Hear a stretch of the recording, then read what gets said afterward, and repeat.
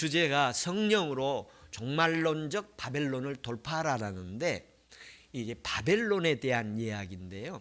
성경에서는 오늘 우리가 전반적으로 이렇게 보면 나타난 표현이 큰 성이라고도 나오고 바벨론이라고도 나오고 큰 성 바벨론이라고도 나오고 또 음녀라고도 나오고 여자라고도 나오는 이런 여러 명칭들을 사용해서 하고 있습니다만, 넓은 틀에서는 악의 세력에 대한 의미예요. 그 가운데 이제 우리에게 그래도 익숙한 바벨론이 있지 않습니까? 바벨론은 18장 2절에 무너졌다. 그런데 옛날에 바벨론이 예루살렘을 침공해서 성전을 불사르고, 그리고 성전에 있는 모든 것을 바벨론으로 다 가지고 가고, 그리고 예루살렘의 지도층 유력한 인물들을 다 사로잡아가고 70년 동안 그 노예 생활을 이렇게 했었지 않습니까? 그런데 그 바벨론 성이 70년 만에 이제 그 고국으로 돌아오기도 하고 이제 바벨론도 무너지게 되는 그런 과정들이 있죠. 그래서 요한이 이렇게 환상을 보면서 바벨론이 무너진 것처럼 지금 요한이 밤모섬에서 지금 요한계시록을 볼 때의 밤모섬이 옛날에 무너졌었잖아요.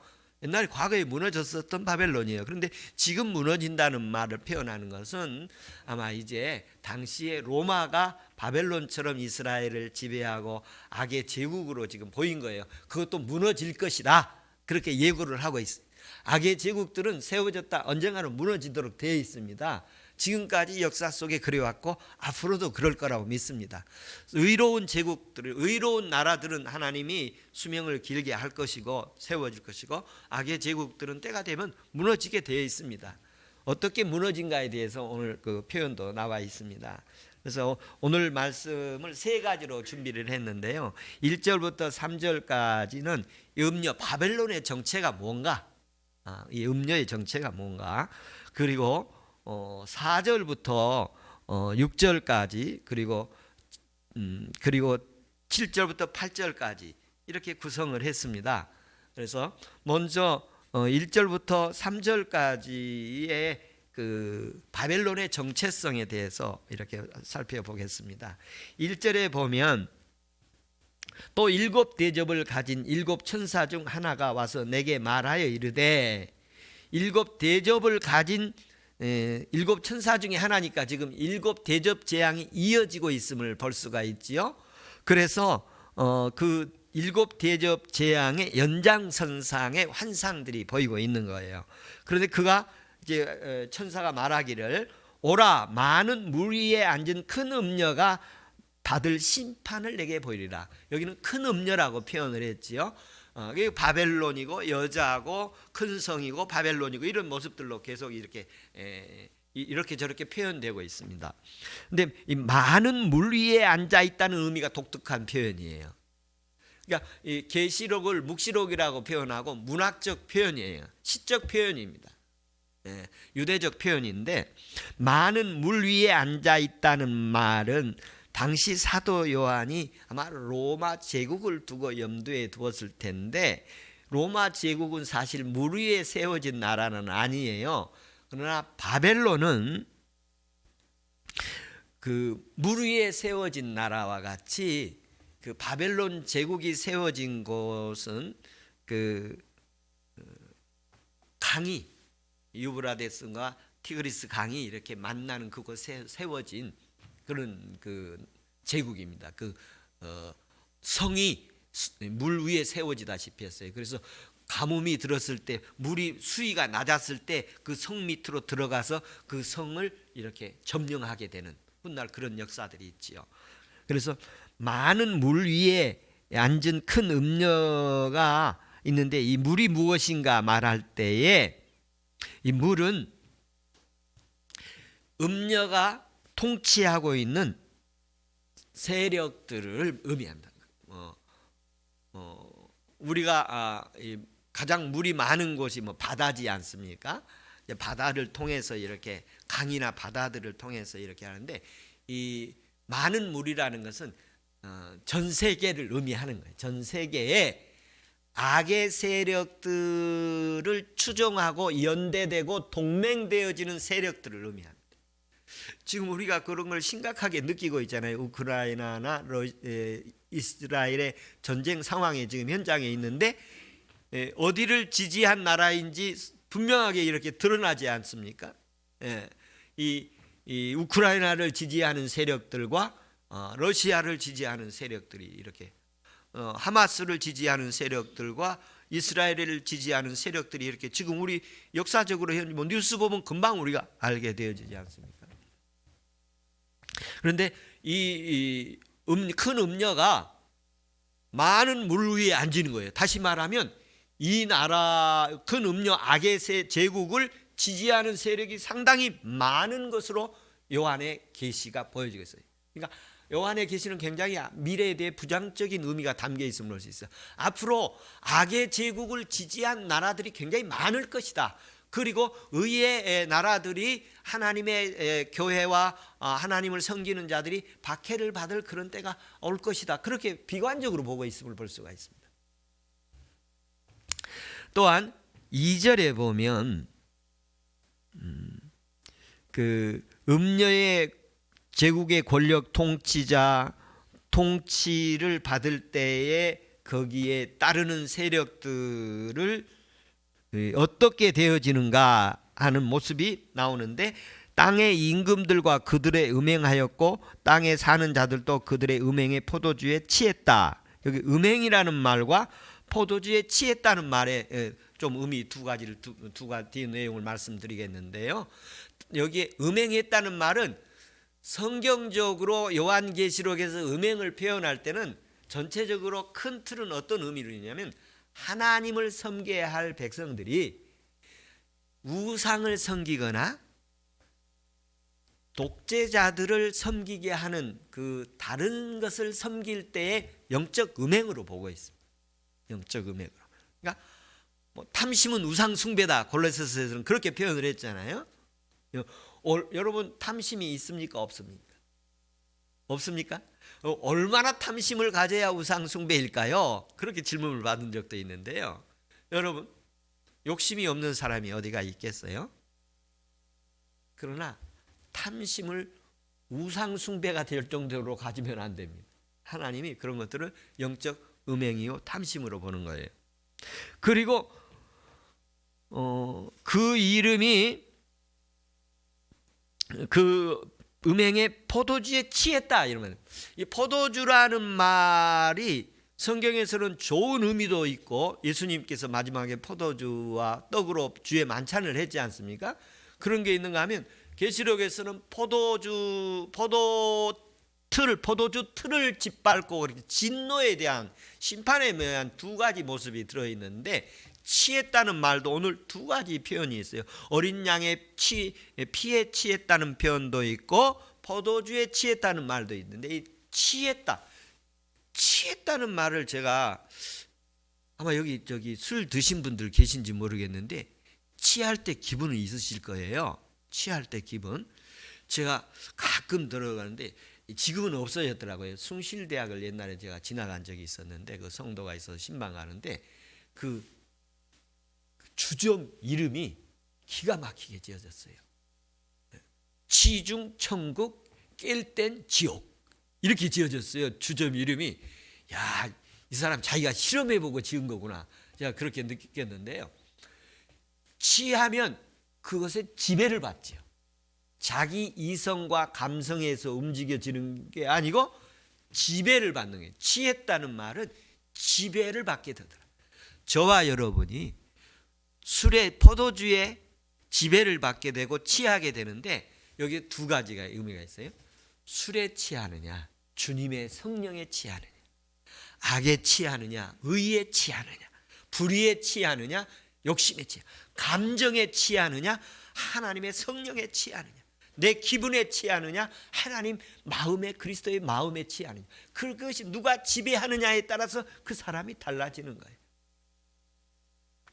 제가 그 취한 사람들을 이렇게 보니까 자기가 막 이렇게 바닥에 넘어지더라고요. 땅 바닥에 넘어지는데 하는 말이 뭐냐면 땅이 자기를 와서 받았다고 그렇게 표현을 하더라고요. 자기가 받았는데 땅이 자기가 와도 받았다고 그렇게 표현을 하더군요. 여러분, 우리가 주의 은혜로 살아가는 사람으로서 성령에 취하고 주의 말씀에 취하고 의에 취하고 사랑의 감동에 지배되고 주의 말씀이 지배되어 사는 은혜 있기를 축복합니다. 악에 취하고 자기 기분에 취하고 자기 이익에 취하고 이 거짓 대접에 취하는 역사가 우리에게서 깨끗이 사라지기를 축복합니다. 이 땅에 엎드려 이 음행의 포도주에 취했다는 것은 13장에서도 나옵니다만 하나님의 교회를 대적하고 하나님을 해방하고 그리고 성도들을 박해하는 일에 이렇게 힘을 쏟아지는 장면을 말합니다. 인간은 누구에게나 그럴 위험에 노출될 가능성이 있습니다. 어떤 때 자기 이익을 위해서 버릴 수가 있어요. 성령의 역사를 도태시킬 수 있어요. 그래서 오늘 말씀 가운데 3절이 굉장히 중요한 말씀입니다. 3절을 다시 보면 3절에 이런 말씀이 있습니다. 3절, 곧 성령으로 나를 데리고 광야로 가리니 내가 보니 여자가 붉은 빛 짐승을 탔는데 짐승의 몸에 하나님을 모독하는 이름들이 가득하고 7머리와 10뿔이 있더라. 7머리가 있고 10뿔이 있다고 그렇게 표현하잖아요. 이 존재가 그리고 붉은 빛을 짐승을 탔고, 그래서 제가 제목을요, 7머리가 있고 7뿔이 있으면 짐승 중에 무슨 짐승이에요? 괴물 짐승 아닙니까? 괴물. 그래서 설교 제목을 괴물을 그러려다가 저 사람들이 너무 충격받을 것 같아서 제가 바벨론이라고 그냥 원문을 그대로 표현을 했었는데요. 여러분, 여기에 보면 중요한 요소들이 있는데 광야로 갔다 그래요. 성령에 이끌려서 광야로 갔다. 이스라엘 백성도 광야로 갔다는 그런 표현을 하잖아요. 그럼 광야가 어떤 곳인가? 광야가 어떤 곳인가? 짐승이 타고 있는 음녀가 보이는 상황이, 다시 말하면 거기 가면 마귀의 역사를 느낄 수 있는 것이에요. 광야라는 곳을 가면 마귀의 역사를 느낄 수 있는 거예요. 하나님의 역사도 느낄 수 있지만 거기에 가면 그 마귀의 시험을 느껴요. 예수님도 광야로 가가지고 마귀에게 시험을 받지 않습니까? 광야의 인생, 우리는 세상을 광야라고 표현하기도 해요. 이 세상에 공중권세 잡은 자가 있어요. 그래서 우리는 수없이 마귀의 역사를 이렇게 볼 수가 있어요. 수없이.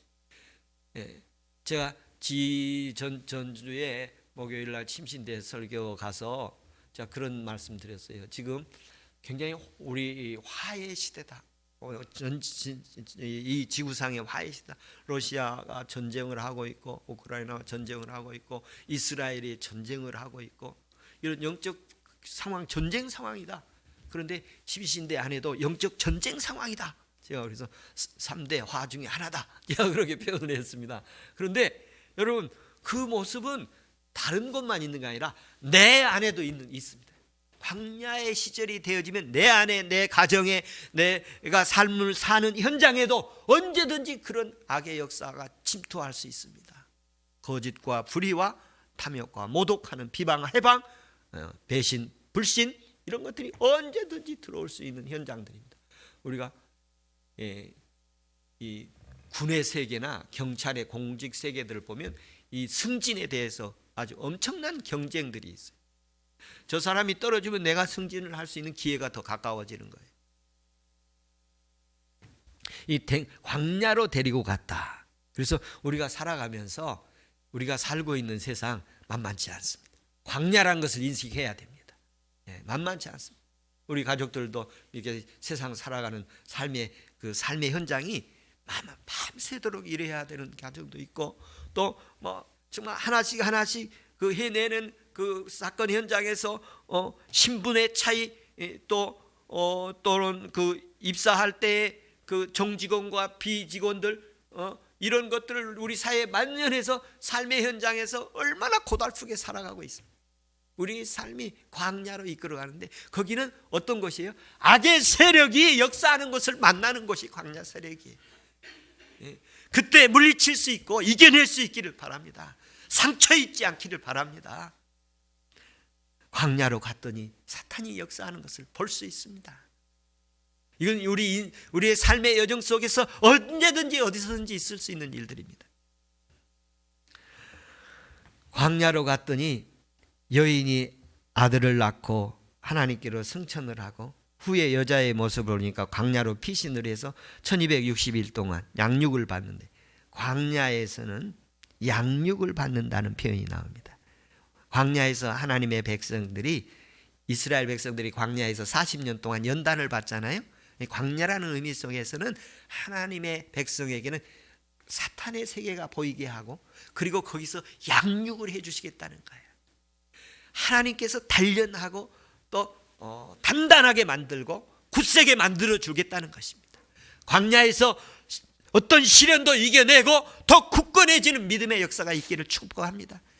우리의 심령도 굳건해지고, 마음 연약하고 마음 약하고 마음 유순한 게 좋지요. 유순한 게 좋은데 일할 때는 해야죠. 당찰 때는 당차야 하잖아요. 씨름할 때는 이길 힘이 있어야죠. 씨름할 때 빌빌 해갖고 되겠습니까? 전쟁하고 싸울 때는 힘이 있어야죠. 할렐루야. 광야에서는 사탄의 세력, 악의 세력을 보는 것이고 체험하는 것이고, 또한 광야에서는 하나님이 악의 세력을 물리칠 수 있는 양육을 주시는 것이에요. 양육을 주시는 것. 그래서 가나안 땅에 들어가게 만들어 내시잖아요. 우리의 삶의 현장이 광야 같을지라도 하나님이 나를 그곳에서 하나님의 사람으로 만들고 있고 양육하고 있고 훈련시키고 있습니다. 아멘.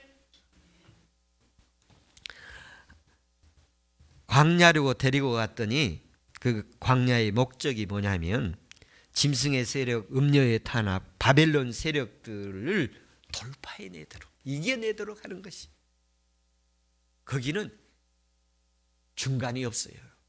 바벨론 아니면 하나님의 성령이에요.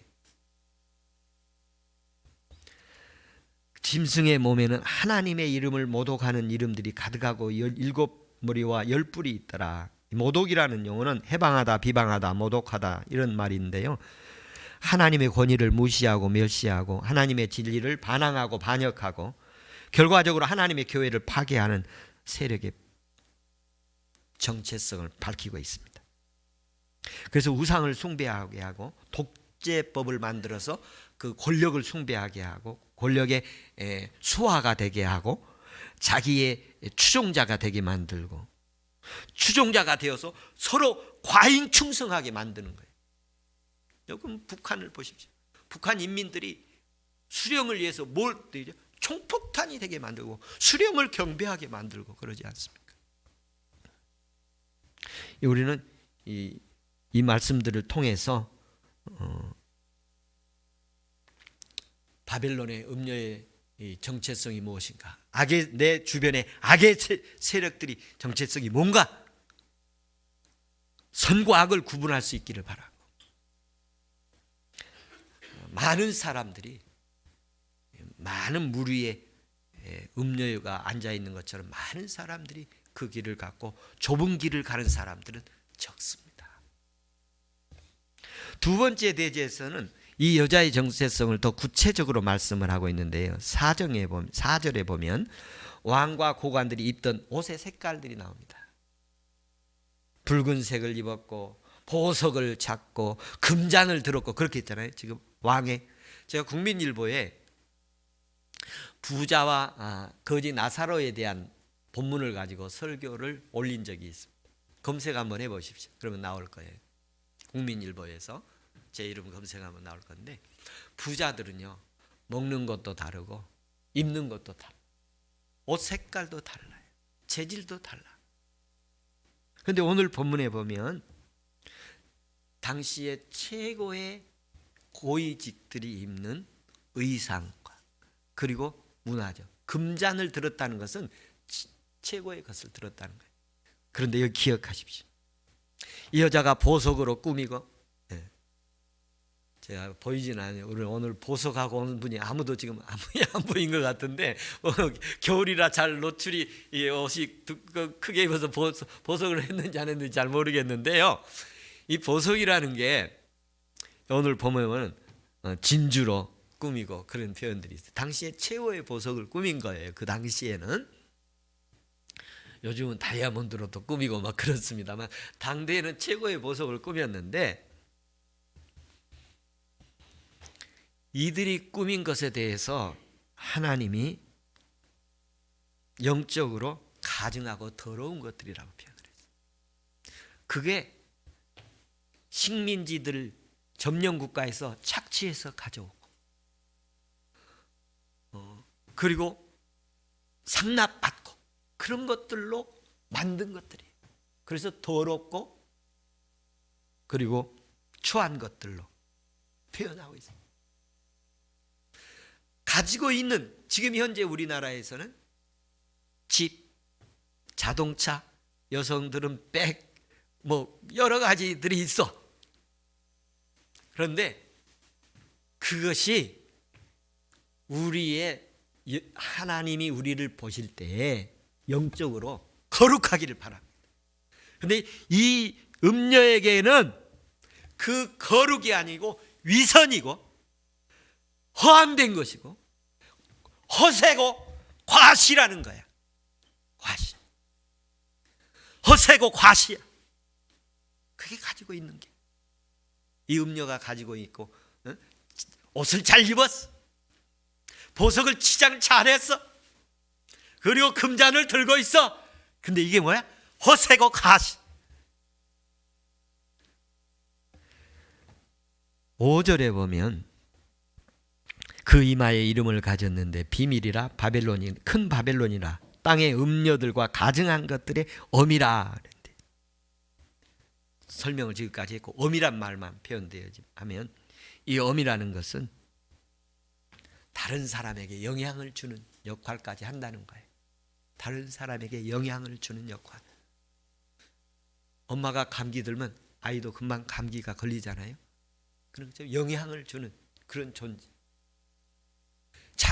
다른 말은 듣지 않아. 자기만 말해. 다른 사람 말 듣지 않아. 특징이. 그리고 자기 높여주는 걸 좋아해. 이 어미는 음녀요, 바벨론이요,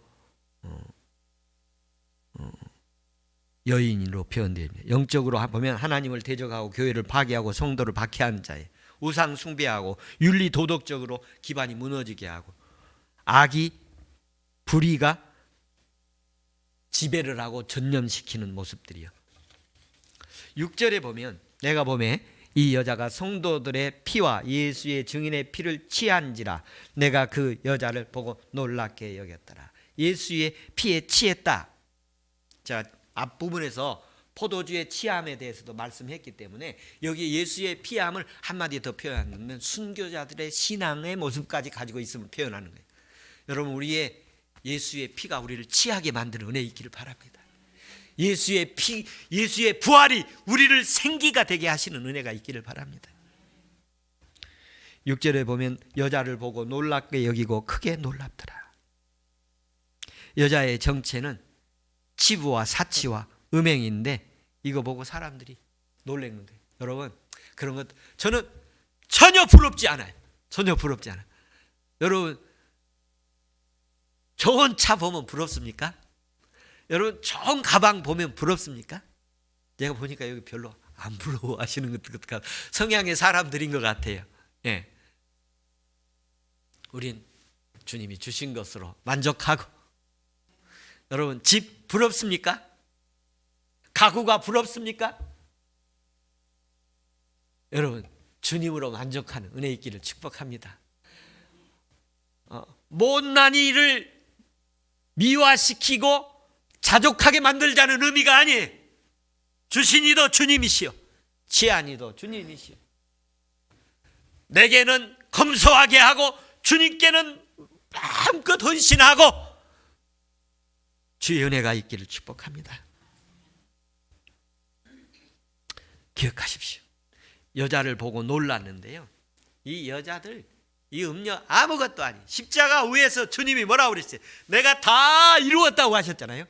그 제약의 세력, 사탄의 세력, 음부의 세력 다 이겨놓으셨어요. 우리는 믿기만 하면 죄 용서받고, 예수 믿기만 하면 의로워지고 자유해지고 하나님의 자녀 되고, 예수님 믿기만 하면 악의 세력 아무것도 아니에요. 그런데 살다 보면 그 믿음이 약해져서 또 죄에 매여서 시달리게 되는 거예요. 그러나 기억하십시오. 주님이 다 이겨놓으셨습니다. 예수 이름으로 나가면 그들은 아무것도 아닙니다. 추수감사절을 맞이해서 여러분 이렇게 예배당에 있는 것은 알곡입니다. 이렇게 예배당에서 예배자로 있는 것은 하나님의 축복입니다. 오늘 우리가 추수감사절 지키게 하시도록 은혜 주신 것입니다. 하나님의 역사입니다. 세 번째 7절 8절 말씀 보면 짐승을 탄 여자 통치의 결과를 말씀하고 있는데요. 이 짐승을 탄 여자가 종말정으로 비밀을 가지고 있습니다. 비밀을 가지고 있는데 전에도 있었고 네 과정의 표현이 네 개의 과정을 말하고 있는데, 전에도 있었고 지금은 없고 장차 무적행으로부터 올라온 짐승이고 마지막으로 멸망으로 드러나게 될 것을 말씀을 했어요. 장차 멸망으로 들어올 것을 말씀을 했어요. 이 짐승의 표를 가진 사람들이, 생명책에 기록되지 않은 사람들이 짐승을 경배하게 되고 하나님의 심판을 받게 될 것입니다. 이런 모습들인데 이 구절에 대해서 굉장히 난해한 그런 구절이라고 학자들은 얘기를 해요. 그래서 한 가지 분명한 것은 뭐냐 하면, 여러분 로마가 1000년이어도 무너졌어요. 악의 세력 언젠가 무너집니다. 그런데 여기서 무너짐은 어떤 무너짐이냐면 십자가에서 이미 무너졌어요. 그리고 내 생활에서 악의 세력이 무너지는 것을 체험하기를 축복합니다. 우리가 천국에 가고 마지막 주님 앞에 이 세상에 종말이 오잖아요. 그러면 이 종말의 악의 제국이 무너지는 현장이 될 거예요. 그리고 하나님의 나라에 우리가 가잖아요. 주님이 오셔서 하나님의 나라 가면 그때의 심판이 완결될 거예요. 최종 심판이 될 거예요. 지금 이제 마지막 시대에 오고 있는데, 우리 현장에서 악의 세력으로부터 이겨낼 수 있는 광야의 훈련이 있기를 바라고, 또 우리가 한 주간 살아가는 동안에 악의 세력이 내 발로 짓밟아지는 역사가 있기를 바라고, 악의 세력이 나를 오다가 한 길로 오다가 7길로 도망가는 역사를 체험하는 주간 되기를 축복합니다. 할렐루야. 기도하겠습니다.